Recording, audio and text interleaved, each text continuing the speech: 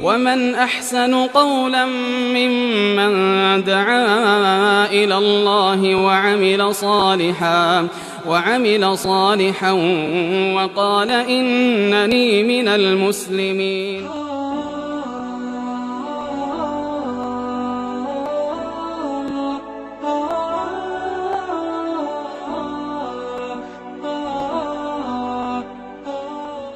إن الحمد لله نحمده ونستعينه ونستغفره ونعوذ بالله من شرور أنفسنا ومن سيئات أعمالنا. من يهده الله فلا مضل له ومن يضلل فلا هادي له، وأشهد أن لا إله إلا الله وحده لا شريك له، وأشهد أن محمدا عبده ورسوله. أما بعد، فإن أصدق الكتاب كتاب الله، وخير الهدي هدي محمد صلى الله عليه وسلم، وشر الأمور محدثاتها، وكل محدثة بدعة، وكل بدعة ضلالة، وكل ضلالة في النار. اللهم إنا نعوذ بك أن نشرك بك شيئا نعلمه، ونستغفرك لما لا نعلمه. اللهم أرنا الحق حقا وارزقنا اتباعه، وأرنا الباطل باطلا وارزقنا اجتنابه. اللهم بك نقول، اللهم بك نستعين، اللهم آمين. برهاني بريز خشكاني بريز، السلام عليكم ورحمة الله وبركاته. من لإجازة ما مصياني بريز بيكورين خزمت چەند ئاەت و فەرمودەیەکی پێغەمبەر صلی الله عليه وسلم، ئەویش لەبەر ئەوەی لەم ڕۆژگارەی کە ئێستا ئەژین علم زۆر پێشکەوتووە، بەڵام بەختەوەری زۆر کەم هەیە. یعنیم ئەتوانم تەماشاکەی خەڵکی وا هەیە هیچ مەسئولیەتێک و لێپرساوێک لەسەری نییە، بدایەت پێگەشتە و باوکیشی دەستێکی و لە ماڵێکی خۆشە و هیچ نوقسانێکی نییە، بەڵام هەر لە خۆی دڵتەنگ و بێتاقەت. بۆیە ئەم هۆی نەمانی بەختەوەری و دڵتەنگی و بێتاقەتی و هەموو غەم و ژیان ناڕەحەتیە، وەکو موسڵمان تەحلیلی سیاسی زۆر کراوە بۆ ئەم ڕۆژگارە و ئەم واقعە، دراسات زۆر کراوە، بەڵام ئینسانی موسڵمان پێش هەموو بڕیار و ڕوونکردنەوە و گفتار و کردارێک ئەبێ لە ڕەوانگەی شەرع بڕوانێتە شتەکان. بزانم ئەو کێشە، ئەو گرفتە شەرع چۆن باسی ئەکات. خۆجاری وهای ئینسان ڕوبەڕووی دڵتەنگی و زەرەرێک و نەخۆشیەکیش ئەبێت، وەکو ئەسباب هیچ نوقسانیەکی نییە، ئیلا ئەبێ ڕووبکاتۆ سەبەبی موسیبەتێک لە پشت ئەمەوە هەیە، تاوانێک هەیە، لەخوا لە بیرکردنێک هەیە، یان عقوبەیە یان ئیمتیحانێکە. لە دوو حاڵەتە زیاتر نییە. خەڵکی وا هەیە وەکو زانایانی سەلەف و تویانە کاتێ تاوانێکمان ئەکرد لە ناو ماڵ و مناڵی خۆمانە کاریگەری ئەو تاوانەمانە بینی. ئێمەش خوای پەروەردگار عەزە وەجەل پێمانە فەرمێت ذالیک، علەما فەرمون ئەم ذالیکە ئیشارەتە بۆ ئەو نەهامەتیانەی ئەهاتە سەر ئوممەتانی پێشووە، بۆ ئەوەی کە ئەمە عیلەیە هەر کەس هەمان هۆکار بگرێتە بەر ئەو مقدمە ئەبێ، ئەو نەتیجەی ئەبێ بأن الله لم يكن مغيرا نعمة أنعمها على قوم حتى يغيروا ما بأنفسهم. ئەمە خوای رب العالمین سنەنی هەیە لەم کەونە، برا بەڕێزەکان و خوشکەکان، ڕێگای خۆی هەیە، سنەتی خۆی ناگۆڕێ. ئێوە تەسەورەکەن ئێستا ئەگەر نمونەیەک باسکەم ڕوونی نەکەمەوەلەوەشێ زۆر برا خوشک دوای گلەیم لێ بکە، یان ئەگەر ببیسترێت یان ئەگەر بیبڕن و ئەو نەختە قسە دەرچێت بڵێن وەڵی کاکەمە گوناهێکی گەورەیە، دوور نیە دێ کەس تەکفیریشمان کە. لە کۆمەڵگایە لە بوقعەیەک پارچەیەک لە زەویە ئەگەر کەسانێ مخالفەی شەرع بکەن، کاریگەریەکەی بگەڕێتەوە بۆ سەر جێیشی پێغەمبەر صلی الله عليه وسلم، ئێمە چین ئەو کاتەی کە من بڵێم کاکە لە شوێنێکە تاوان بکرێتەوە لێی بێدەنگ بی کاریگەری نەگەڕێتە سەر توێ. کاتێ مخالفەی پێغەمبەر صلی الله عليه وسلم ئەکرێت لە ئوحودا، سەرکەوتون مسلمانان بەڵام کاتێ پێچەوانەی ئەمری پێغەمبەر صلی الله عليه وسلم بە تەویل و ئەکرێ 70 سەحابە شەهید دەبێ و پێغەمبەری زامدارە بێ صلی الله عليه وسلم کەوابوو فليحذر الذين يخالفون عن أمره أن تصيبهم فتنة أو عذاب أليم بعد بيدار بن هوشيار بن حذر بكن لمخالفة كردني أمري پیغمبر صلى الله عليه وسلم بوي كيا توشي فتنة بن گەورەکەی شرکە ئیمامی ئەحمەدە فەرمیێ دواتر دەلیلی ناڕەحەتی نەبوونی نەخۆشی دوژمن زاڵە بێتە سەرتە خوا پەنامامدا ئەگەر لێیشی نەگەڕێت و تۆ بەنەکەی ئێش و عەزابێکی ئێش پێگەێنەر کەوابوو خوای پەروەردگار عەزە وەجەل ئەمێ ئەوە بڵێم عیزەت لە هیچ کەس ناگرێتەوە ئەگەر خۆی هۆکارەکانی عیزەت بەرنەدات خوای گەورە نیعمەت لە هیچ کەس ناسێنێتەوە ئەگەر خۆی سەبەبکار نەوێ خوای گەورە سەحەت لە هیچ کەس وەرناگرێتەوە سنەتی خوای گەورە وایە نمونەیەکی سادە و بەسیط بۆ ڕوونکردنەوەی ئەمە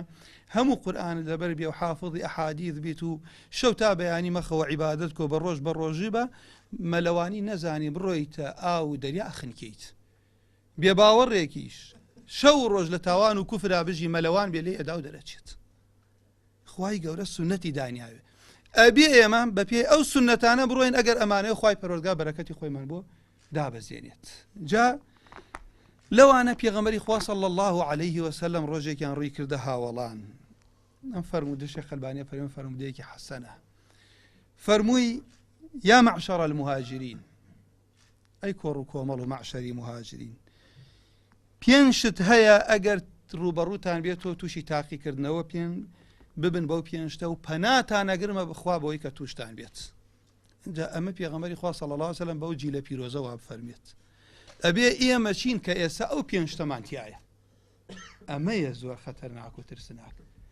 ئەوەی پێغەمبەر صلی الله عليه وسلم بە مهاجرین کە ئەنصار و مهاجرین میزانن بۆ هەر کەسی ئەوێ ڕاست بێ شوێنی ئەو دوو تایفە بکەوێت حبیان لە دینە بغضیان لە نیفاقە ئەصحاب حین نییە سنووری ئەهلی سنە ئەصحاب ئەوەی قسەی بە ئەصحاب وت تۆ بەش نەکا لی بچووکە بێتەوە چەند زانا بێت چەند گەورە بێ بچووکە بێتەوە جا پێغەمبەری خوا بە مهاجرین وا فەرمێ کە یەکەم تائیفەیەک ئەڕۆنە بەهەشت لە پاش پێغەمبەران فقڕای مهاجرین اینجا پێغەمبەری خوا ئەفەرمێت لم تظهر الفاحشة في قوم قط حتى يعلنوا بها إلا فشى فيهم الطاعون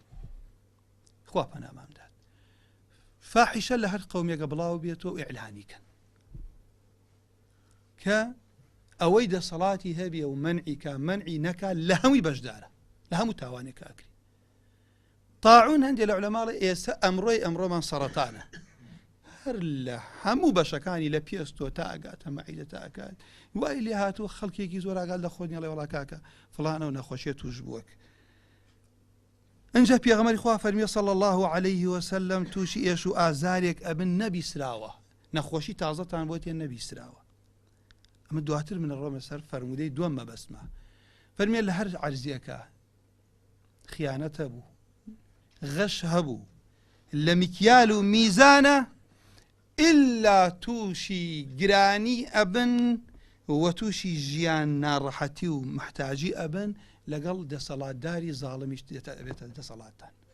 تووشی جەوری سوڵتانە بن زوڵمی دەسەڵاتدارە بن هەر قەومێک ئەگەر بێت و بەهۆی بەهائم و نەبێ خوا بارانیان بۆ نابارین بارانیش ئەبارێ بەڵام چییە خەڵکەکە هەر برسیە بێت و ئەم دوانەی ئەخیرم مەبەستە کە پێغەمبەری خوا فەرمیێ صلی الله عليه وسلم هەر کاتێ عەهدی خوا و پێغەمبەری خواتان هەڵوەشاندۆ ئللا خوای پەروەردگار لە دوورۆ دوژمن ئەهێنێ بەشێ لە خێراتانە بات عەهدی خوا و پێغەمبەر ئینسان بەخوا لە خێزانیەکە لە بەینی ژن و پیاوێکە ناشەرعی هەبێ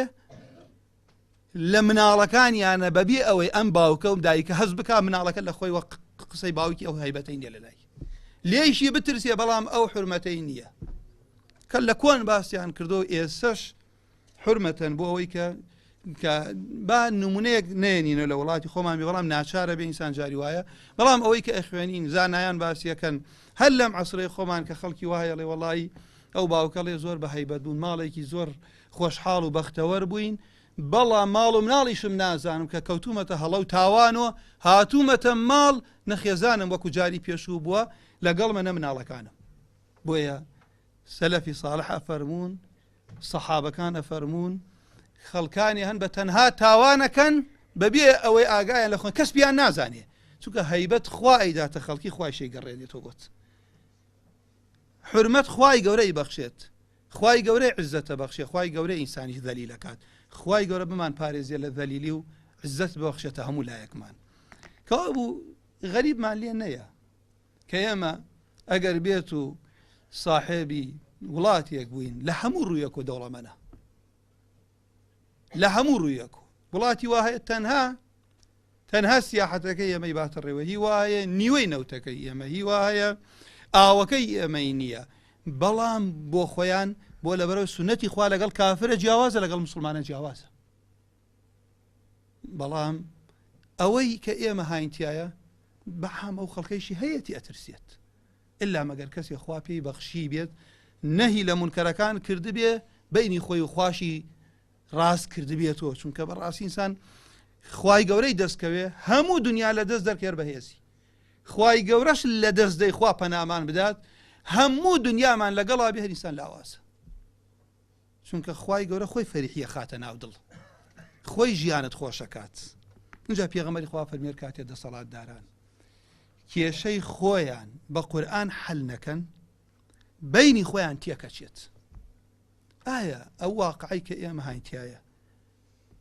حاڵی مسلمانان وەکو ئیمامی عومەرە فەرمێ ئێمە قەومێکی ذەلیل بووین، كنا قوما أذلة أعزنا الله بالإسلام فوالله مهما ابتغينا العزة بغير الإسلام أذلنا الله. حيف برامانەیە احتمال بڵێ خۆزگان بە پێش 20 ساڵە بۆ چونکە پێش 20 ساڵ خێزانی پۆشاکەکەی زۆر شەرعی بوو، خۆی کەم جار بۆ نوێژێکی لە جەماعەت فۆتە وازانینێکی کردووە، هیچی نەبوو مرتاح بوو، بەڵام دوای ئەوەی کە ئەمەی لە دەستدا طبیعی بووە لە لای ئەگەر بێت و خێزانی پۆشاکەکەشی گۆڕی بێت، طبیعی بێ لە لایە هەندێک شت ئەمڕۆ عوزری بۆ بێنێتەوە. سەبەبی چییە؟ مەبەستم لێرە لەوایە ئەوەیە کە تۆ ئەگەر بینی خۆت و خوای پەروەردگار بەهێزکەی لە هەر زەمانێکا بووی بە عەزیزی ئەژی بۆ تاک، ئەی بۆ دەسەڵات و وڵات و ملەتیش بە هەمان شێوەیە. اینجا وتانی کاتی ئەبینی جاری وا هەیە دوو برا بینی خۆیان و خوا باشکەن بەخوا دەستی یەکەگرن لە چاکەکان، بەختەوەرە بێ لە چاکەکان. کاکە من لە دوورۆ هەر ببیسم یەکێ لە ئێوە نمونەتان بوو ئێمە باسی چاکە یەکەم بکەن خراپیش بم چاکە بم بەرامبەرت، بەڵام کەی کاتێ دروستە بێ و حەسادەتە لە بینمان نەبێ، ئەوەی بۆ خۆم بۆ پێم خۆشە بۆ تۆ پێم خۆش بێت، ئەوەی بۆ خۆم پێم ناخۆشە بۆ تۆ پێم ناخۆش بێت، چونکە پێغەمبەرە فەرمێ صلی الله علیه وسلم کەی لە فیتنە ڕووتان تێ ئەکا فەرمێ، بەڵام فیتنە لەبەرەوەی ڕزگارتان بێ ڕووی کردە هەر یەک لە ئێوە فلتأته منيته وهو يؤمن بالله واليوم الآخر، باكل حالتك بباوري بخوا بالروجي دعاية به وليأتي إلى الناس ما يحب أن يؤتى إليه. لقل خلق وتعامل بكن شون تان بي خوش بوتو لما لك دانشتوي باسي تو لشون باسي كسيك باسي خود لشون كريه بيت خوش خلقي شاكا كانت باسك بيت خوش خلقي عيبة كانت ستركا بيت خوش أجر خسيك توكتا دفاع اللي بكريه بيت خوش حرمة هم واشتاني بو خود بيت خوش بو خلقكش بيت خوش بي زام خواي پروردگار عز وجل هيبت بو كسا قرين تو انا يقرين چونکە ئەوەی خوا بێوێ بیشکێنێ کەس ناتوانێ عزەتی پێ ببەخشێ، ئەوەیشی خوا بێوێت عەزیزیکە هەموو زبان ئی خەڵکی کۆکەرەوە هەمووی بە یەک دەنگ بیشکێنەوە خوا نایشکێنێت. دەخوا بۆ خاتری ئیسمی عەظەمی خۆی ڕەحم بە هەموو لایەکمان بکە. لێرەیە برا بە ڕێزەکانم خوشکەکانم ئەو فەرمودەی کە پێم خۆش بوو بە ضەروریشی ئەزانم هەر یەک لە ئێوەش لە هەر شوێنێ باسی کەن، فەرمودەیەکی ضەعیفە بەڵام شێخ عوثەیمین ئەفەرموێ ئەم فەرمودە شاهدي كي هيا هيسا من بون من او براوخش كان اللي امتيقن لهم خيركم من تعلم القرآن وعلمه ما فرم ديكي ضعيفة بلام كاتي الضعيفة من بلهم عن علي همان تعبير لين ضعيفة بلام كاتي لهم عن عثمان لصحيح بخارية كاتي لهم فرمودة بمسنة ديكي إخوين ضعيفة بلام لهم شاهدي فرمودك الصحيحة واقعي شرها تتدي شيء عثيمين أمره شاهد شيء بيغمر إخوة فرمي صلى الله عليه وسلم هكا من ساعات النبي احتمال بروه تاسعات دوانزد وهي قليم لي مكان وهو وعد مان كان دقيقة بالني ساعات يا دارم كانوا خوالة رازي بيت ها برا لێرە پێغەمبەری خوا فەرمێ صلی الله عليه وسلم ئەگەر ئومەتم 15 شت هەیە جێبەجێی کا و بیکە و ئەنجامیدا 15 هەڵە هەیە ڕووکاتە ئومەتم لە هەر کاتی ڕووی کرد حل بها البلاء بەلاء ڕووکاتە ئومەتە. فقيل وما هن يا رسول الله صلى الله عليه وسلم أو 15 شتە چییە ئەگەر ڕوو بدا بەلا ڕووکە؟ فەرمی إذا كان المغنم دولا هەر کاتێ ماڵی گشتی کەوتە لای ئەوانەی هێز و دەسەڵاتیانێ ئەوانەی دەوڵەمەندن فەقیر و فقڕای لێ مەحرومکەن خۆیە بێت چی بێت حەقی فەقیر و مستحق بگەڕێتەوە بەڵام وای لێ هات ئەو حەقە لە دەست کۆمەڵە خەڵک یاری پێکرا چاوەڕێی بەلا بکەن. پاشان بەلائیش عولەما فەرمی مەصائب یانی هەموو غەم یانی برسیەتی یانی دڵتەنگی یانی ناڕەحەتی. ئەنجا پێغەمبەری خوا فەرمی صلی الله عليه وسلم والأمانة مغنمة هەر کاتێ وای لێ هات ئەمانەت بوو بە مەغنەمی عیم دەستکەوت. کابرا سەفەرێکە کاتەڵێ خوا مامۆساییان ئەوە ئاگاد لە ماڵەکان بێ وەکو ماڵی خۆی تەسەڕوفی پێکە. کابرا ڕۆژێک گوتیان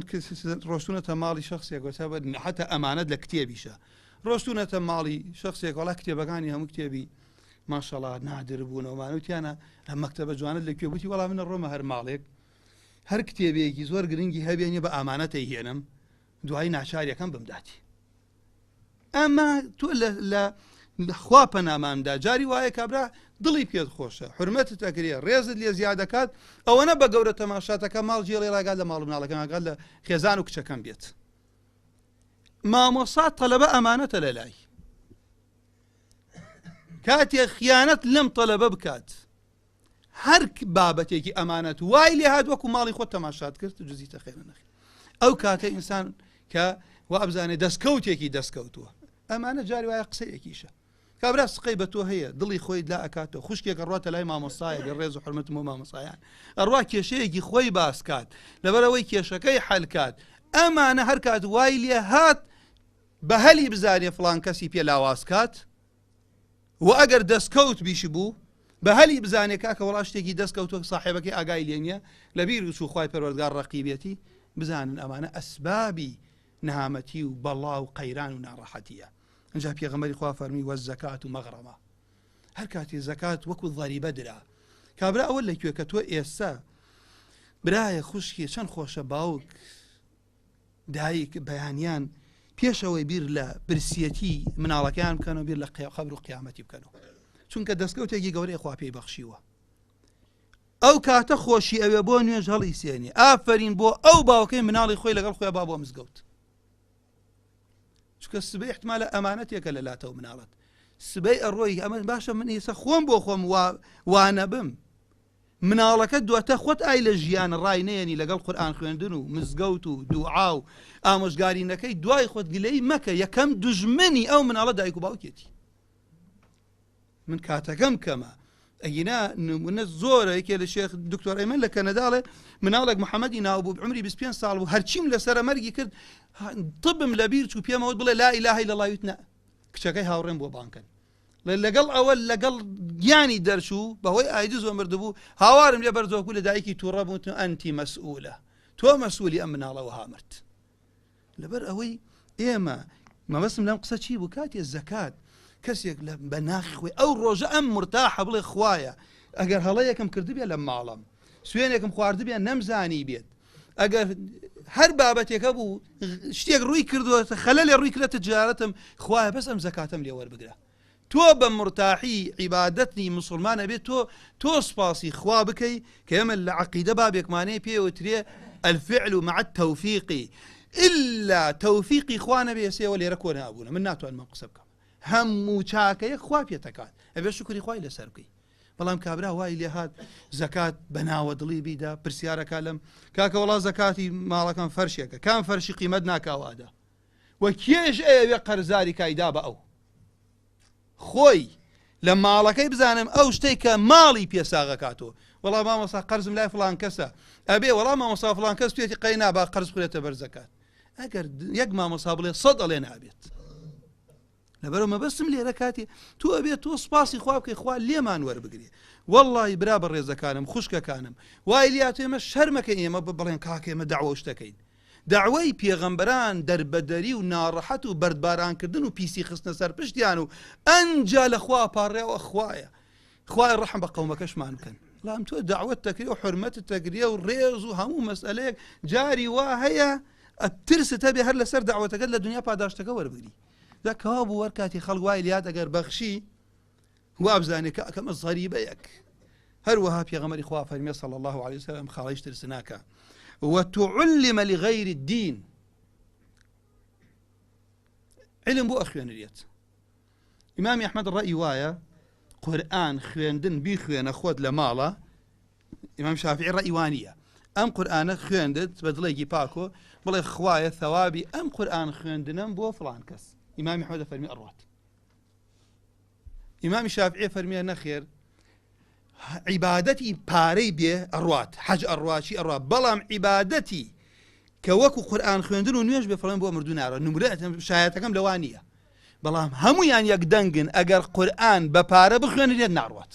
شونك عبادته عبادة أبي خالصا بو خوابيت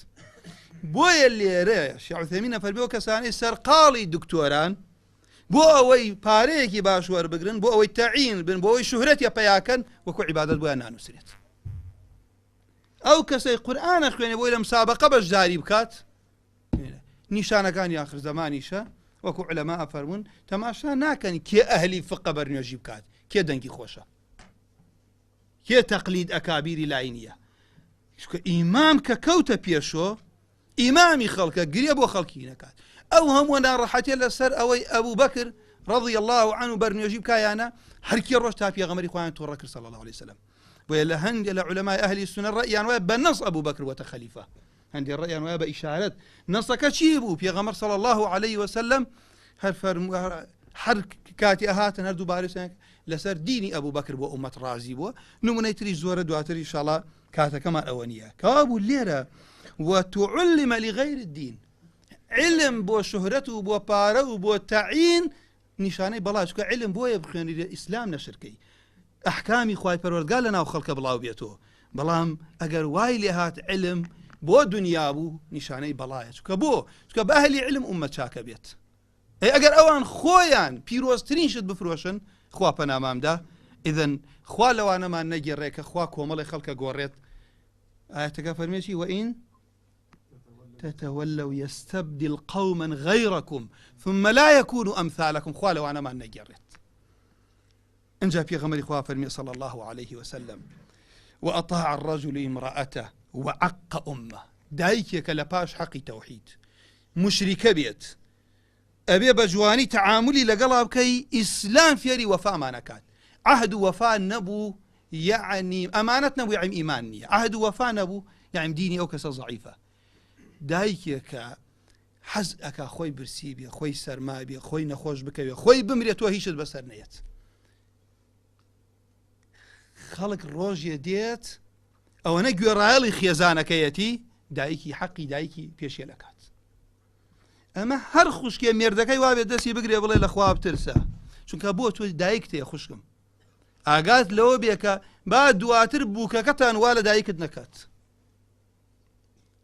جگە لەمەیش بەڵام لە هەردوو حاڵەتە یان تۆ بینی تو خوا من واللهی هەندێ باسێ شەرمە هەرچی بۆ خێزانت بکەیت شەرعی بێ حەقی خۆتە کە باشترین نانەوەیەکەکەیتە دە ماڵی مناڵی خۆتە باشترین تانەوەتان بۆ خێزانی خۆی باش بێ بەڵام نابێ ئەوە لە بیر بکەی کە تۆ چییە ئەم مەسئلە پۆشاکی پێویست بێت سەرمای بێ گەرمای بێ برسی بێ تو خوا کام لە ئێمە لە ساڵێکە ئەوەنەی کە بۆ خێزانمان خۆمان مەشغوڵ کردووە لە سەدا پێنجی ئەوە بۆ دایکمان واین کە بێ ئەوەی دایک ئەوەنە یەک دنیا پێی خۆشە ئەم خانوە دۆلاری هەبێ پێی خۆشە کوڕەکەی ڕۆشتەوە بۆ با بڵێ دایکیان وڵاو کیلۆ تەماتەم بۆ توێنە حەزل لێ کرد پێی خۆشە جاری وایە ئێمە دایک و باوکمان حەز ئەکەن گوێیان لێ بگرین بێتاقەتە بین گوێیان لێ ناگرین دەرگا پێوە دیت من قەت لە بیرم ناچێت لە زۆر شوێن باسم کردە مامۆستایەکی بەڕێزم بینی بە تەمەن ڕیشی سپی کردبوو خۆم بینیم ماشاءڵڵا ئەو کاتە من بینیم یایم صاحبی مەدرسەی حەدیث وتی وڵا جارێکیان هاوڕێیەکمە بۆ هەروازی لێنەیە نامەید با بڕۆین تا فڵانە شوێنەمان ئیتر عاجی کردم ئەو دەرزی تەوحیدەی تۆ ئەی خوێنی ئەو دەرزەی تۆ ئەیڵێی تۆ باسی تەوحیدەکە ئەڵێ بە قسەی دایکتان بکەن دایکم حەز ناکات یەکەڵی تۆ بکە ئەمەیە تەطبیقکردنی دڵی هاوڕێکەمان ئەشکێنین ئەڵێ کوڕم زوو بگەڕێرەوە باو کوڕی خۆی خۆشەوێت دای کوڕی خۆی خۆشەوێت کچی خۆی خۆشەوێت کێ هەیە وەکو دایک و باوک تا هەموو شتێک نییە تەمەنا ئەکەن ئەو ئاف خۆزگا بتوانین بەخوا بیانگرینە کۆڵۆ لەسەر کۆڵما بن تا ئەمرین حەقیان نادی بەڵام ئەسحاب لەمە تێگەشتە بوو یەکێک لە دایکی لەسەر شانی بوو یا باوکی دەتەوافی پێکرد ڕووی کردە ئیمامی عومەر یا ئیبن عومەر فەرمووی ئەمیری ئیمانداران حەقیم داوتی ناوەڵڵاه حەقی یەک ئاهی ئێشی لە دایکبوونیت نەداوە بەڵام وای لێ دێ ئەو دایکە چەند کوڕی خۆی خۆشەوێ بەڵام حەقی خێزانی لە هەردوو لا نابێ خۆ زوڵم لەم بکەی لە هەردوو لا لە ناشەرعێ بێ بە قسەی هەردووکیان نەکەی بەڵام هەر کامیان حەقی خۆی هەیە دایک و باوکە ئەمانەتن ئەو براو خوشکانەیە ئێستا گوێ لە منەگرن لە دەستیان داوە ئێستا ئەوان لەم قسەم تێگەن چەند تەمەنت هەبێ لە ماڵا بێ ئیلا تۆ کۆڵەکەیە بۆ تو بەڵام شەیطان زۆر کە ڕەدوامان لێەکە تا ئەو شتانە لە دەست نەدەین هەستی پێ ناکەین جا پێغەمبەری خوا فەرمی صلی الله علیه وسلم ئەدنا صدیقە لەگەڵ ڕەفیقی هیلاک نابێ گوێی لێ ئەگرێ سڕی خۆی خاتە پاڵی ئیستیشارەیە کات باوکی بەو دڵسۆزیە ئەقسا ئەبا باوکی دوورە خاتوە گوێ لە باوکی ناگری ئەمانە براو خوشکەکانم ئەمانە ئەو سەبەبانن کە خەڵک جای وایە غافڵی ئەکات خوایە ئەم بەرنامەی بە کاملی ناردە بۆ بەشەریەت کە تۆ پشتت لێ کرد بەرەکەتی ئاسمانت لێ ئەبڕێت ئیتر ئەمە ئەسبابە وەکو مردن وایە خەڵک ناڵێ ڕۆژی تەواو بوو ئەڵێ سیارەکە وانە بواە ئاوەکە وانە بواە گولەکە وانە بواە لەو دەرگای شەیطانی شەکاتوە بەڵام ئەمە حەقیقەتی تاڵی ئومەتی ئیسلام دووریە لە ئیسلام خۆی دوورکەوتنەوەمانە ئەینا عەرەب هیچی نەبوو بڕۆ ئێسش لە مەتحەفەکانە بگەڕێ ڕمێکی ئەمانەی ڕۆم 3 مترە ئێمە ناتوانی هەڵی گرین ئەوەی سەحابەکانیش مترێک ئەو قەومە بە جسمێکی لاواز بە سیلاحێکی لاواز قەومێکی زۆر بەهێز بە سیلاح و بە جسم شکاندیان بەخوا ئەمان نەبوون بەخوا تەئیدە ئیلاهیەکە بوو خوای گەورە نەسری بۆ دابزان ئین تەنسڕوا الله یەنسڕکم ئێوە خوا سەرخەن یعنی دینی خوا سەرتانەخا اینجا ئەمانەش دینی خوا بریتی نیە لەوەی نوێژێ بکەم ڕوحی تیانە بێ دینی خوا بریتە لەوەی ئینسان شەرعی خوا بیجوڵێنێت بەیانی هەڵسای واجبی یەکەمتە ئەگەیتە دایک و باوکت واجبێکی ترە ئەڕۆیتە کەسابەتەکەت واجبێکی ترە ئەڕۆیتە سیاسەتەکەت واجبێکی ترە کەوا تۆ لێرە ئیسلام ژیانتی هەمووی گرتووە اینجا فەرمێ پێغەمبەری خوا صلی الله عليه وسلم وظهرت الأصوات في المساجد مزگەوت حرمەتی نامێنێت خەڵک باسی کەسابەت دنیا چی تەنانەت چی عوثەمینە فەرمی ئێسەیش جار وایە لە ناو نوێژای مۆسیقایەک لێ ئەدرێ دەنگی بەرزە بێتەوە یا گۆرانیەکە لە ناو نوێژەکە ئەڵێ ئەمانش دوورنی حەدیسەکە ئەوەش شمول بکات وساد القبيلة فاسقهم وكان زعيم القوم أرذلهم هەر کاتی وای لێ هات ڕئیس عەشرەتەکان قیاس نەکرا خۆی بێ کێ ڕئیس بێت کێ سیادەی خەڵک بێ ئەوەی کە ئەو سیفەتانەی تیا بێ هەمی ئەو خەڵکە بخوات بەدەمە خۆڵکەوە بڕوات چاکی ئەو خەڵکە بێت حسب و نەسەبی غیرەتی شەجاعەتی خەم خواردنی خەڵکەکە بەڵام کاتێک خەڵک کەسێکی هەڵبژار بۆ ڕئیس قەبیلەی خۆی ئەو کەسە تەماشاکەن فاسق بوو یەکێکتان پێم بڵێن سەبەبی چییە ئابراکانم ئاخوشەکە ئەو ئەساسەکە بەڵام سێر کە مامۆستا ئەو غێرە تەقوا لە چێ دەرەکەوێ کاتێک خەڵک خۆی فاسق بوو ێستا ئەو کەسێک کە حەزەکە ئافرەت هەمووی دوو لە ڕووی خوشکانم سافیرە بێ ئەمە خۆی ناڕوا دەنگ داتە کەسێ مەنعی سافیرە بکات کەسێ خۆی حەزی لە عارەق بێ دەنگ ناداتە کەسێ عارەق مەنعکات کەوا بوو یا قەومەکە بەشی زۆر لە خەڵکەکە فسقە لەبژێرن ئیدەن حەزەکەن کەسێکی فاسق لە سەریان بێت یا دین لە ناو خەڵکە بەهایی کەم بۆ تۆ پارە و ترس لە ناو خەڵکە بەهاییە خەڵک دەنگە داتاوانە کەوا بوو کاتێ دەسەڵات خۆی لە لای ئینسانی موسڵمانە ئێمە گوناه کەسێ نوێژ نەکا ڕۆژوو نەکا زەکات نەدا حەج نەکا هیچ گوناهێ ناگاتە یا هیچ چاکەیەک لە پاڵ کوفر و شرکە جوانی نامێنێت ڕوونە ئەم قسەم پێغەمبەر فەرمی صلی الله عليه وسلم فحيثما مررت بقبر مشرك فبشره بالنار دڵنیا بوو ئێمە مشرکە و لەسەر شرک مردووە نەگەگەر کەسێک ڕۆژگارێ لە تۆ بڕاخوازانێ لەسەر چی مردووە بەڵام کەسێک دڵنیای کە ڕۆشتە سەر قەبرستانێ فەرمی کێ ئەمانە ئەناسێت لەسەر چی مردوون پێغەمبەر صلی الله عليه وسلم کەوا بوو ئالەو حاڵەتە تۆ ئەمە ئەوە لە دوای مەرگیشی تۆ نابێ وەڵاخ دڵتەنگی و بێتاقەتی و چی بۆ لەبەرەوەی ئەمە جەریمەیەکی گەورەی کردە بەرامبەر خوای گەورەی خۆی اینجا بۆیە لێرە پێغەمبەری خوا فەرمی صلی الله عليه وسلم ئەمەش سەبەبێکی تری بەلایە اینجا ئەفەرمیێ وأكرم الرجل مخافة شره ئەمەیشە خەتەرێ گەورەیە یا ڕەبی ئەمە طبعا باوک لەگەڵ ئەولادی خۆیە مامۆسا لەگەڵ تەلەبەیە مەسئول لەگەڵ ئەوانەی خۆ زۆر خۆشە ئینسان حورمەت بمێنێ بەڵام ئەوەنە ڕێز و حورمەت بمێنێ یعنی ئەدەب نەشکێنن بەڵام ئەوەنە کراوە بووی لەگەڵیا کوڕەکەت ئەگەر بوێ نەسیحەتێکت بکا بتوانێت پێ بڵێت کچەکەت ئەگەر بوێ نەسیحەتێکت بکا بتوان پێ بڵێت خێزانت ئەگەر بوێ نەسیحەتێکت بکا بتوان تۆیش ئەگەر بتوانی بەرامبەر مامۆسا و کەسی خەنجە زۆر خراپە کەسێک بەناو احترام و بەناو چیوە خەڵک نەتوانێت نەسیحەتی بکات زۆر خراپە جاری وایە احتیمالە من قەت ئامۆژگاری هیچ خوشکێ ناکەم باسی هەڵەی پیاوی خۆی و ماڵی خۆی بواتە دەرەوە بەحسڕ لە لای خۆت بێ لەخوا بپاڕێرەوە لەبەرچی لەبەرەوەی مەبەسم لەوەیە ئەمەیان بەڵام ڕۆژگارێک دێ خەڵک لەبەر ئەوە نییە شایستە احترام بێت ڕێزی لێ ئەگرن نەک لەبەرەوەی ئەهلی علم بێ ئەهلی تەقوا بێ چونکە بۆ ئەوانەی کە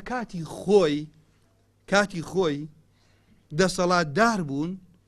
بە صیفات بوونەتە دەسەڵاتدار ئەهلی علم یەکەم شەرتیان بووە اینجا یەک شت ئەڵێم لێرە من لە دەرسەکە دەرەچم براو خوشکەکانم ئەم قساگاتان لێ ئاگاتان لە تاریخ دژمنی ئەهلی سونە لە ئەساسە نووسیانە ئەسڵەکەی سەبارەت بە معاویە بەس ئەم قساکەم دوای بکەن 114 ڕیوایەت هەیە سەبارەت بە معاویە ڕەضی الله عنه ئەزانن 99 نێرانی سەحابە نووسیوانە ئەیزان براکان مەوسە ئەو 99 زاڵ بۆتە سەر ئێمەیە قەدری ئەو پیاوەی کە خوای گەورە بە وحی کرێتە کاتبی وحی پێغەمبەر صلی الله علیه و سلم لێ ڕازی بووە ئەبوو بەکر لە پاش پێغەمبەر عومەری کوڕی خەتاب 12 ساڵ خەلیفە بووە ئیمامی عومەر 10 ساڵ بووە ئیمامی عوسمان 12 ساڵ وایە ئیمامی عوسمان 12 ساڵ ئیمامی عومەری ئیمامی ئەبوو بەکریش کە پێغەمبەری خوا ئەفەرمێت عومەر حەق لەسەر زبانێتی مەبەسم لەو تعبیرە ئەوەتانێ ئێمە ئەوانەی پێشووی ئێمە بەو شەرت و شروتانە هین کراون لێرە مەبەستم ئەوەتانێ ئەبێ خەڵک صاحێبی علم و ئەسڵ لە لای ئێمە چیە دینداریەم من خەڵکێ باڵ بگرێتەوە قیامەت لە دەست خەڵکی دەرکات بۆ من دوژمنی ئەو خەڵکەیە چونکە پێغەمبەران هاتوون جاری وایە دنیا لە دەست خەڵکەکە چووە بەوەی پێغەمبەرانەوە ناڕەحەت بوون شەهید کراون کوژران بەڵام ئاخرەتیان بووە فەوزی عەظیمیان بووە دنیا سەبارەت بە قیامەت بەراورد ناکرێ براو خوشکەکانم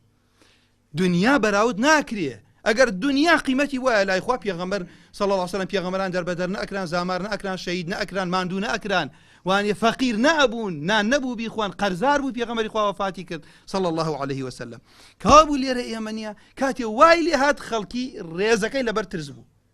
ئەوە بزانن نیشانەی بەڵایە اینجا دوو شتیکە هەیە احتمال ئەمەیان من ئەڵێ وظهرت القەینات والمعازف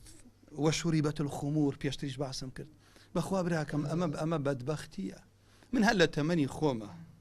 ئەو مامۆستا بەڕێزانشکی سەزان کاتی خۆی ڕسمی هەر ئافرەتیان ئەوەنە ڕسمێکی کاڵ بە شەمسیان پێوتەوە کاتە بگیریایە لە باقەڵی کەسێک بواە عەشرەتەکە لە سەریاتە جواب چۆن ڕسمی کچی ئەمە لە ماڵی ئەوەیە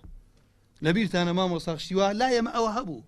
ئێستا لە فەیسبوک بە جوانترین شیەوە والله الحەمدا باڵاپۆشە مکیاجێکی جوانی کردووە کەلوپەر لکاوەتە گیانیوە جاری وایە مێردەکەی دەستی لەبان شانێتی بڵاو دەکاتەوە بۆ دنیا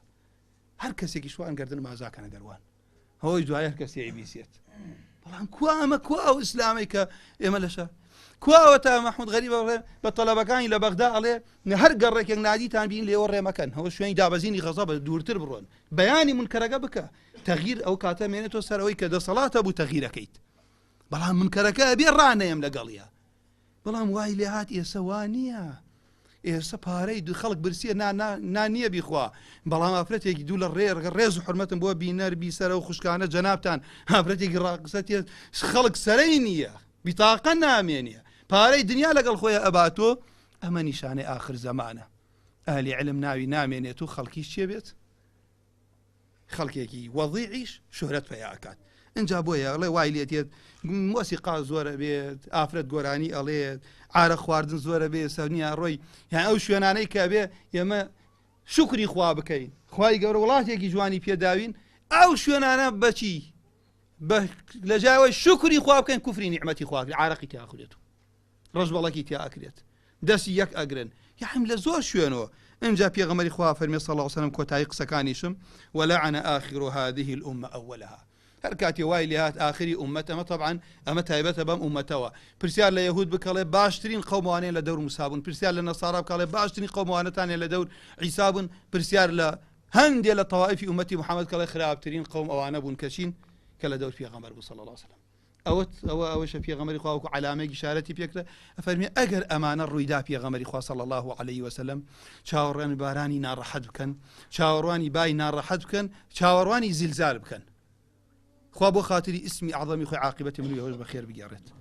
خوای پەروەردگار بۆ خاتری ناوە پیرۆزەکانی خۆی کاتێمان گەڕێن تۆ لێمان ڕازی بێت یا ڕەبی خوایە چۆن ئێمە دێرە کۆ کردوتە لە باشتە کۆمان کەیتەوە لە گوناهمان خۆشبی بۆ خاتری ناوە پیرۆزەکانی خۆت یا ڕەبی خوایە بۆ خاتری ئیسمی عەظەمی خۆت ئەم مەجلیسەی ئێمە ئەو کۆڕ و مەجلیسە بێ کە خۆت پرسیار لە مەلائیکەکەی ئەڵێ عەبدەکانی منتان بەچی بەجێڵە خوایە ذکری تویانەکە تەسبیحاتی تویانەکە خوا عەلیمە ئەڵێ داوای چیم لێکەن ئەڵێ باشت خوایە داوای باشتت لێکەین لەوانە بووین باش بکەی بە قسمەتمان داوات لێکەین لە جەهەنەم بمان پارێزی لەوانە بووین خوای پەروەردگار بمان پارێزی لە جەهەنەم یا ڕەبی ڕەخوایە ڕەحم بە دایک و باوکمان بکەی ڕەحم بە برا و خوشکمان بکەی ڕەحم بە ماڵ و منداڵمان بکەی یا ڕەبی خوایە شیفای نەخۆشەکانمان بدەی ڕەحم بە مردووەکانمان بکەی ئەولادمان صالح کەی ئەو برا و خوشکانی ئەولادی نەولادی صالحیان پێ ببەخشی یا ڕەبی خوایە بۆ خاتری ناوە پیرۆزەکانی خۆت قەرزاری لەسەر قەرزارەکانمان هەڵگریت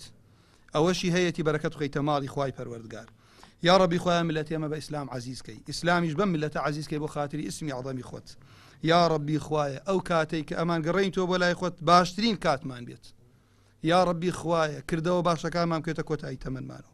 خوایە بۆ خاتری ئیسمی عەظەمی خۆت بە خراپی خۆمانێکی لەگەڵمانە لە گوناهمان خۆش بیت ڕەحممان پێ بکەی